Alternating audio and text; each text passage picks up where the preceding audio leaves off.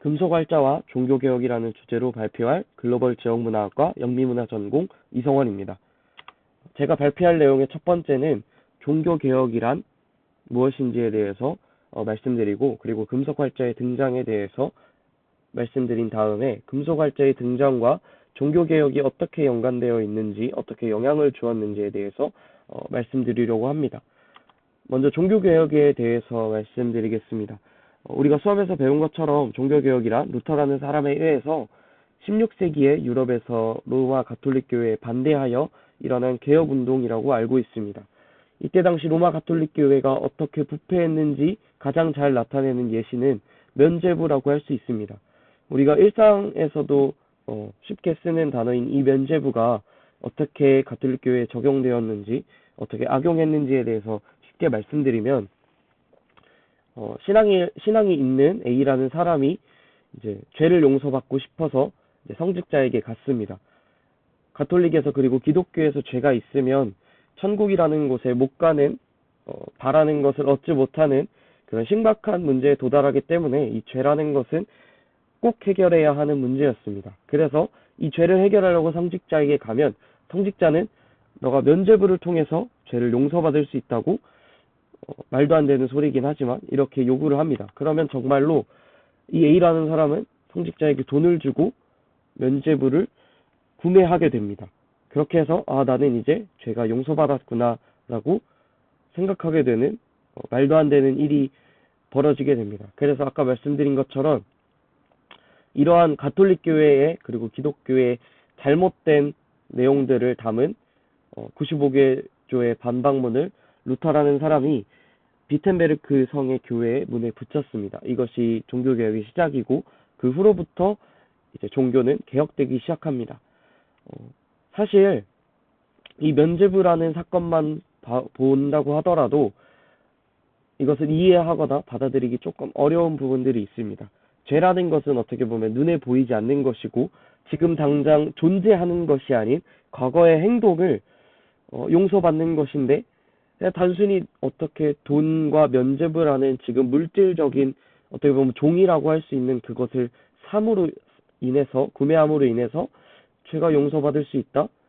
이것은 종교가 없는 사람에게는 더더욱 이해가 힘들 것이고, 그리고 종교가 있는 기독교를 혹은 성당을 다니고 있는 그런 사람들이 이것을 바라봤을 때 이걸 어떻게 속아? 이렇게 받아들일 수 있습니다. 그래서 저도 그냥 정보로만 그냥 면죄부를 구매했구나 라고만 생각을 했는데, 이번에 조사를 하면서 아니 어떻게 이런 말도 안 되는 내용들을 믿을 수 있는 거지? 성직자가 나쁜 마음을 품고 그런 잘못된 교리를 퍼뜨릴 수 있다곤 하나 받아들이는 사람들이 어떻게 그걸 믿고 있을 수가 있지? 이러한 생각을 가지고, 의문점을 가지고 어떻게 이 당시 종교가 이렇게 부패할 수 있었을까에 대해서 고민해봤습니다. 당시 성직자들과 가톨릭이 부패했던 이유에 대해서 제가 조사해봤는데, 가장 큰 이유는 성경이 귀했기 때문이라고 저는 생각합니다. 이렇게만 말씀드리면 성경이 귀하면 좋은 거 아니야? 이렇게 받아들일 수 있는데, 그 귀하다라는 용어가 이때 당시에는 조금 달랐습니다. 어떻게 달랐냐면, 그 당시 1400년대의 성경 한 권의 가격은 농장 하나의 가격과 맞먹는 가격이라고 이렇게 전해져 옵니다. 60굴덴이라는 가격인데, 사실 이 가격만 본다고 하더라도 일반 서민이 구매하기에는 조금 부담되는 가격이라고 받아들일 수 있습니다. 가격만이 문제였을까요? 이게 성경 하나를 제작을 하려고 하면 1445년경 주조활자에 의해 활판 인쇄가 진행되었는데 2개월에 한 권이 필사되었다고 합니다. 이게 가격도 가격인데 제작되는 기간 또한 이렇게 너무 오래 걸리고 필사로 진행되기 때문에 성경이 귀할 수밖에 없습니다. 성경에 대해서 잘 모르시는 분은 책 한 권이 무슨 이런 가격을 형성하고 있고 이렇게나 오래 걸려 라고 생각하실 수 있는데, 사실 성경의 내용은 지금 현대 한글로 개정된 성경의 양인데, 신약절 수는 7942절이나 되고요. 글자 수는 아무튼 어마어마한 양의 성경이 이렇게 있습니다. 이것만 본다고 하더라도 찍어내는 건 다음 문제고, 이걸 어떻게 정확하게 글자를 적어내고, 오타 없이, 그리고 누가 이 일을 하느냐가 그 당시 성경을 귀하게 했던 가장 큰 이유라고 생각할 수 있습니다. 그래서 이렇게 종교개혁이 될 수밖에 없었던, 그때 당시에 종교가 부패할 수밖에 없었던 내용에 대해서 말씀드렸습니다. 그래서 아까 말씀드린 것처럼 이제 금속활자에 대해서 말씀드릴 텐데, 중고등학교 때 배우신 것처럼 인류의 최초의 금속활자는, 네, PPT에 보시는 것처럼 직지심체 요절이라고 다들 아실 겁니다. 우리나라가 최초로 금속활자를 발명했지만 아쉽게도 상용화시키진 못했습니다. 그래서 한국이 최초로 사용했지만 영향을 미친 것은 구텐베르크, 이런 평가를 받기도 하는데, 참 우리나라가 성경을 인쇄했더라면 참 역사에 많은, 그리고 전 세계 기독교회, 카톨릭에 많은 영향을 미쳤을 텐데 참 아쉬운 부분이기도 한 것 같습니다. 아무튼 이 금속 활자를 상용화시킨 구텐베르크에 대해서 말씀드리자면, 이 구텐베르크는 1440년경 마인츠에서 금속 활자를 발명했습니다. 그래서 이것을 상용화시켰는데, 어떻게 상용화를 시켰냐면 1450년부터 1500년까지 반세기 동안 유럽 전역에 이 금속 활자를 상용화시키는데, 얼마나 상용화를 시켰는지 봤더니 총 2천만 권에 가까운 인쇄본이 간행되었다고 합니다. 그때 당시에 책이 귀했고 성경이 귀했던 시대에 2천만 권이라는 책이 유통되었다라는 것을 정리하자면 정보의 대폭발이라고 평가할 수 있습니다.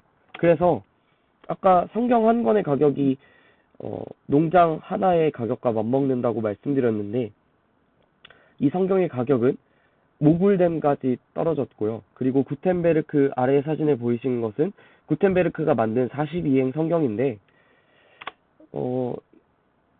이 구텐베르크가 상용화시킨 시점과 루터가 종교개혁을 한 시점을 한번 잘 보시면 어느 정도 이 두 사건이 어느 정도 영향을 미쳤다라는 것을 알 수 있습니다.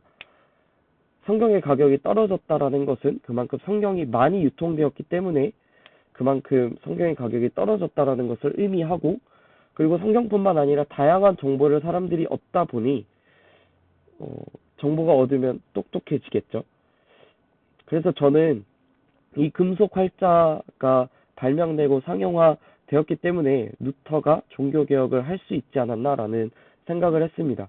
왜 그렇게 생각을 했냐면, 아까 그 A라는 사람을 다시 예를 들어서 말씀드리면, A는 똑같이 죄가 있습니다. 죄가 있어서 이제 용서받아야 하고 이 죄를 해결해야 하는데, 이제 성직자로부터 잘못된 정보를 얻는 것이 아니라 많이 유통되고 흔한 성경, 즉 정보를 얻어서 이제 죄를 어떻게 해결해야 하는지 정보를 얻었을 겁니다. 그래서 A라는 사람이 내린 결론은 면죄부가 아니네? 라는 그러한 정보를 얻었을 것입니다. 그래서 이게 좀 아닌 것 같은데, 내가 배우는 저 성직자가 말하는 교리는, 내가 교회 가서 배우는 저 교리는 뭔가 잘못된 것 같은데? 라고 의구심이 점점 들었을 겁니다. 근데 1517년에 루터가 95개조의 반박문을 교회 문에 딱 붙여내면서 무엇이 잘못됐는지 다 정리해 주었고, 그래서 그 당시 많은 종교를 믿고 있는